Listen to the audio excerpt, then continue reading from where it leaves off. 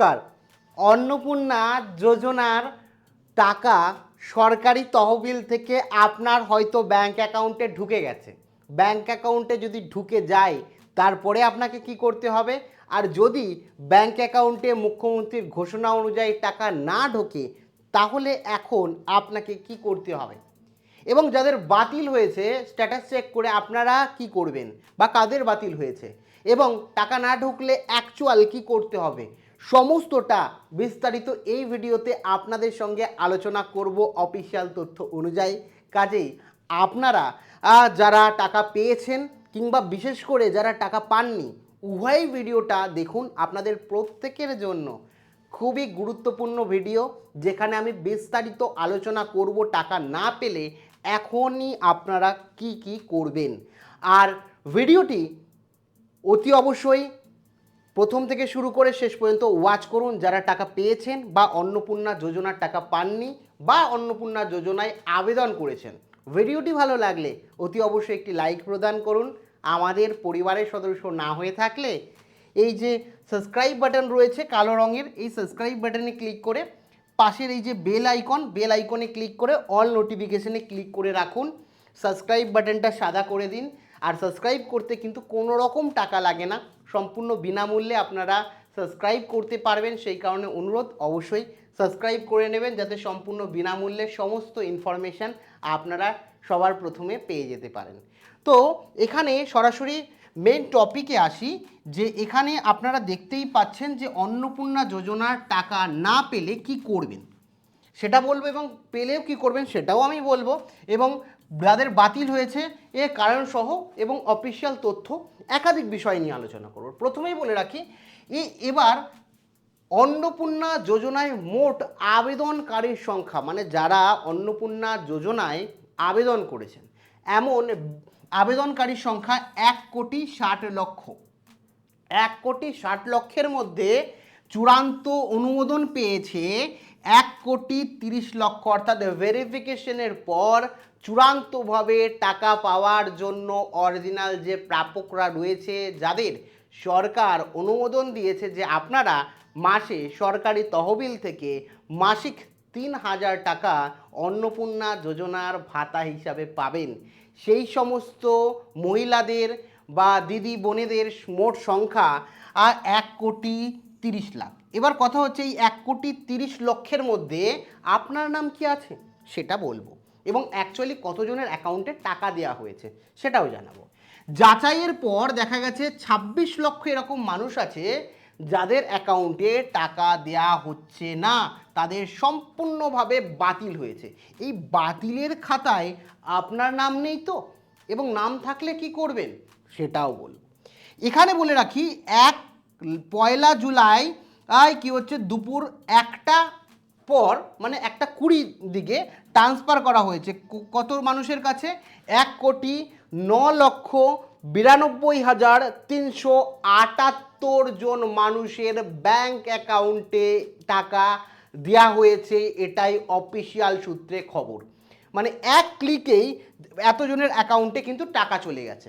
এখানে এই বিশাল প্রক্রিয়ায় জন্য ব্যাচ প্রসেসিং ব্যবহার করা হয়েছে। এই সকল অ্যাকাউন্টে একই সাথে টাকা পৌঁছাবে না। টাকা তো ছেড়ে দেওয়া হয়েছে একসাথে, কিন্তু টাকা সকলের এক অ্যাকাউন্টে পৌঁছাবে না। এবার বলে রাখি ডাইরেক্ট বেনিফিট ট্রান্সফার বা ব্যাচ প্রসেসিং সার্ভে গতির ওপর নির্ভর করে।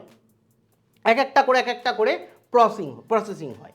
কি হয়, ট্রাস্ট ব্লু 1 জুলাই দুপুর 1:20 ভার্চুয়াল একটি বোতাম থেকে টিপে টাকা রিলিজ করা হয়, কিন্তু এটা ধাপে ধাপে প্রসেস হতে হতে কি হচ্ছে আপনার অ্যাকাউন্টে যাবে। কি হয়, আপনার যে আধার কার্ড ছিল, ঠিক আছে, এই আধার কার্ডের সাথে যে ব্যাংক অ্যাকাউন্ট দিয়েছিলেন, ঠিক আছে, ব্যাংক অ্যাকাউন্ট দিয়েছিলেন, সেই ব্যাংক অ্যাকাউন্টে কি হচ্ছে সরাসরি এই টাকাটা ট্রান্সফার হবে এবং সেটা ধাপে ধাপে আপনার অ্যাকাউন্টে কিন্তু পৌঁছাবে, এবং এটা ডিবিটির মাধ্যমে বা এনপিসিআই ম্যাপিংয়ের মাধ্যমে আপনার অ্যাকাউন্টে পৌঁছাবে। একটু ক্লিয়ারভাবে বলে রাখি, এর দুটো সুবিধা আমি জানিয়েছিলাম।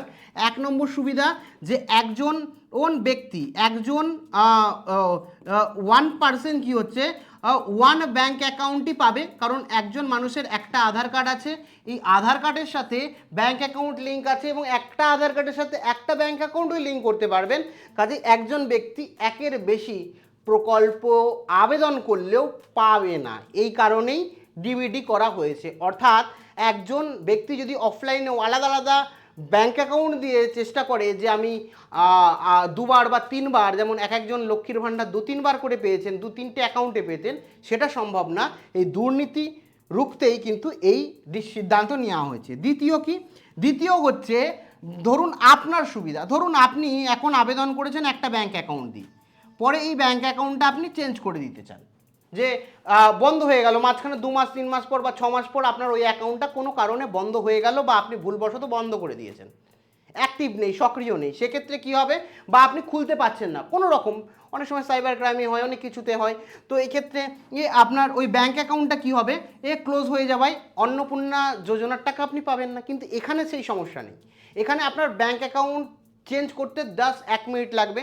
সরকার ব্যাঙ্ক অ্যাকাউন্ট নেয়নি, নিয়েছে আধার কার্ড, আধার কার্ডের সাথে লিঙ্ক রয়েছে ব্যাঙ্ক অ্যাকাউন্ট, ওই ব্যাঙ্ক অ্যাকাউন্ট যদি সচল বা সক্রিয় না থাকে, আপনি জাস্ট 5 মিনিটের মধ্যে বা আরও কম সময়ে আপনি আপনার ব্যাঙ্ক অ্যাকাউন্ট চেঞ্জ করতে পারেন, যে কোনো নিজের নামে অন্য ব্যাঙ্ক অ্যাকাউন্ট খুলেও ব্যাঙ্ক অ্যাকাউন্ট অ্যাড করতে পারেন। সরকারকে আলাদা করে কোনো ব্যাঙ্ক অ্যাকাউন্ট চেঞ্জ করছি বা আগেরটা খারাপ হয়ে গেছে অ্যাপ্লিকেশন বা কোনো কিছুর প্রসেস নেই, সেই কারণে আপনার প্রত্যেক মাসের টাকা সুরক্ষিত থাকবে। এই হচ্ছে দুটো রিজন যার কারণে ডিবিটি, এবং স্বচ্ছতার জন্য। তো এই ক্ষেত্রে বলে রাখি, আপনার ব্যাঙ্ক অ্যাকাউন্টে ডিবিটি অ্যাক্টিভ যদি না থাকে, এখানে টাকা পাঠিয়েও দেওয়া হয়, তাও কিন্তু আপনার অ্যাকাউন্টে টাকা ঢুকবে না। ডিবিটি আছে কি না সেটা কিন্তু সরকার চেক করবে না, সরকারের টাকা পাঠানোর কাজ সে আধার কার্ডে থ্রুতে টাকা পাঠিয়ে দেবে, কিন্তু আপনার অ্যাকাউন্টে আধার কার্ডের থ্রুতে টাকা এসছে কি না সেটা নির্ভর করবে, আসবে কি না সেটা নির্ভর করবে আপনার ডিবিটি আছে কি না। ডিবিটি হয়েছে, অনেকের হয়নি, অবশ্যই ডিবিটি চেক করুন। এবার বলে রাখি, আবেদনের সময় অনুযায়ী টাকা পাওয়ার সম্ভাব্য সময় 1 জুন 2026 থেকে 20 জুন 2026 মধ্যে ভেরিফিকেশন যাচাই প্রক্রিয়া সম্পন্ন প্রায় হয়েছে। যারা যারা এর মধ্যে আবেদন করেছিলেন তাদের আবেদন সম্পন্ন কিন্তু হয়ে গেছে। 1 জুলাইয়ে টাকা ঢোকা শুরু হয়েছে, 3রা জুলাইয়ের মধ্যে সম্পূর্ণ সম্ভাবনা রয়েছে টাকা ঢোকার। অনেকের ক্ষেত্রে এখনও টাকা ঢোকেনি, তো চিন্তার কোনো কারণ নেই, আপনার টাকা 3রা জুলাইয়ের মধ্যে ঢুকবে। এবং অনেকের ক্ষেত্রে অবশ্যই বাতিল হয়েছে, সেটা আমি বলছি, কিন্তু এই 3রা জুলাইয়ের মধ্যে সম্ভাবনা প্রবল ঢুকে যাওয়ার, যারা 1 জুলাই থেকে 1 জুন থেকে মানে জুন মাসের 1 তারিখ থেকে 20 তারিখের মধ্যে আবেদন করেছেন, তাদের 3 তারিখের মধ্যেই ঢোকার কথা। এবার যদি 20 জুন থেকে 30 জুনের মধ্যে আবেদন করেন, তাহলে হয়তো এখনও আপনার ভেরিফিকেশন কমপ্লিট হয়নি, কারণ বেশিরভাগ ক্ষেত্রে আমাদের রাজ্যের মুখ্যমন্ত্রী জানিয়েছেন এখনও ভেরিফিকেশন চলছে, এবং এটা এই মাস পর্যন্ত ভেরিফিকেশন কিন্তু চলবে, ঠিক আছে। তো ভেরিফিকেশনের এখনও হয়তো সম্পূর্ণ হয়নি, আগস্ট মাস থেকে টাকা পাওয়ার সম্ভাবনা রয়েছে।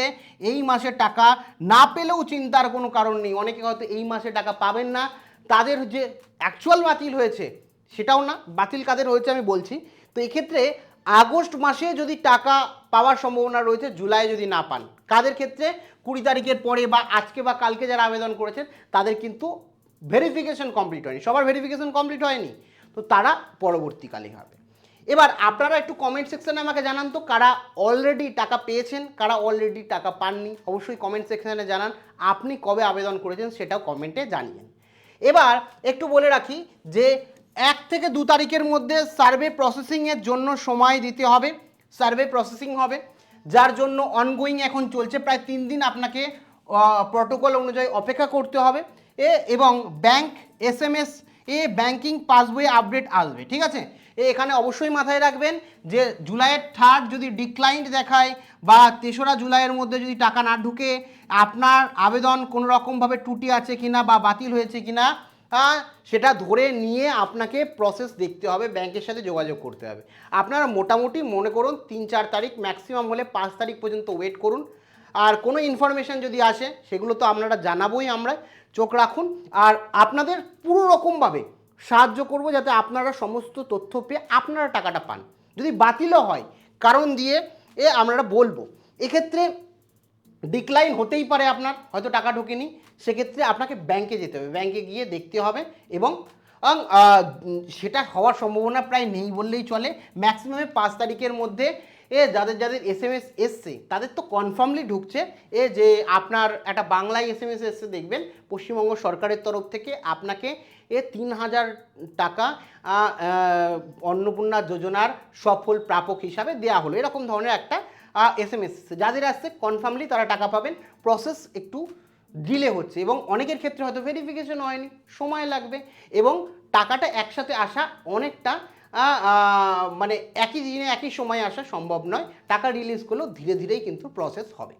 এবার বলে রাখি, ফর্ম বাতিল বা আটকে যাওয়ার 3টি প্রধান কারণ যদি বলি, প্রথম কারণ অসম্পূর্ণ ফর্ম করেছেন, ইনকমপ্লিট ডকুমেন্ট দিয়েছেন, ঠিকঠাক ডকুমেন্ট দেননি। অনেকেই দেখা গেছে ফর্ম রিজেক্ট হয়েছে, আধারের জায়গায় প্যান, প্যানের জায়গায় আধার, এরকমভাবে প্যান কার্ড চাইনি, প্যান কার্ডের আধার কার্ডের জায়গায় প্যান কার্ড দিয়েছেন, আমি কমেন্ট সেকশানে দেখলাম। এবং ফর্মে ভুল তথ্য দেওয়ায় অসম্পূর্ণ আপলোড করা, যেমন ভোটার কার্ডে সে সামনের পাতা আপলোড করা, অনেকেই করেছে ভোটার কার্ডের ফ্রন্ট পেজ দিয়েছে, ব্যাক পেজ দেয়নি। ভোটার কার্ডের ফ্রন্ট পেজ ব্যাক পেজ, আধার কার্ডের ফ্রন্ট ব্যাক পেজ দুটোই দিতে হবে। যদি আধার কার্ডের অ্যাড্রেস সমেত বড় আধার কার্ডগুলো যেগুলো আছে সেগুলো যদি থাকে তাহলে ফ্রন্ট পেজ দিলেই হবে। তাহলে ডিবিডি, যাদের ইনঅ্যাক্টিভ ডিবিডি আছে, ব্যাঙ্ক অ্যাকাউন্ট নেই, NPCI ম্যাপিং করা নেই, তারা কিন্তু তাদেরও টাকা কিন্তু ঢুকবে না পেলেও, আর এদের তো বাতিল হওয়ার একটা রিজেক্ট হওয়ার সম্ভাবনা রয়েছে।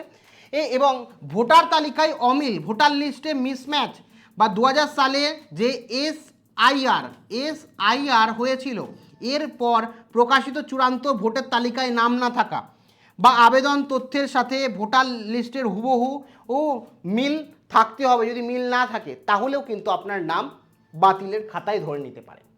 এবার এখানে বলে রাখি, যারা CAA অর্থাৎ এবং ট্রাইব্যুনালে আবেদনকারীর জন্য বিশেষ নিয়ম করা হয়েছে।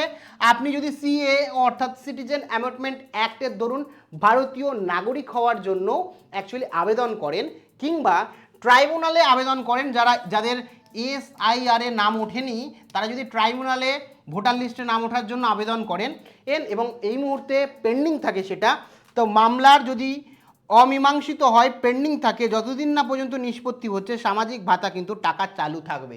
যেই দেখা গেল আপনার নাম উঠে যাবে, কোনো সমস্যা নেই, আপনি সামাজিক টাকা যেরকম পাচ্ছিলেন সেরকমভাবে পাবেন। যদি দেখা যায় আপনার ভোটার লিস্ট থেকে নাম বাদ চলে গেল আর উঠছে না, তাহলে আপনি অভারতীয় হয়ে গেলেন এবং আপনি টাকা পাবেন না। ঠিক আছে। একই সাথে নাগরিকত্বর প্রমাণ, নাগরিকত্ব প্রমাণিত এবং ভোটার তালিকায় নাম উঠেছে তাহলে আপনি টাকা পাবেন, নাগরিক হলেই টাকা পাবেন। আর নাগরিকত্ব বাতিল এবং ভোটার তালিকা থেকে ভোটার তালিকায় নাম নেই, আর ফর্ম বাতিল হবে, কেবলমাত্র বৈধ ভারতীয় ও রাই এই প্রকল্পের যোগ্য হবে, যেটা মাননীয় আমাদের মুখ্যমন্ত্রী শুভেন্দু অধিকারী মহাশয় জানিয়েছেন।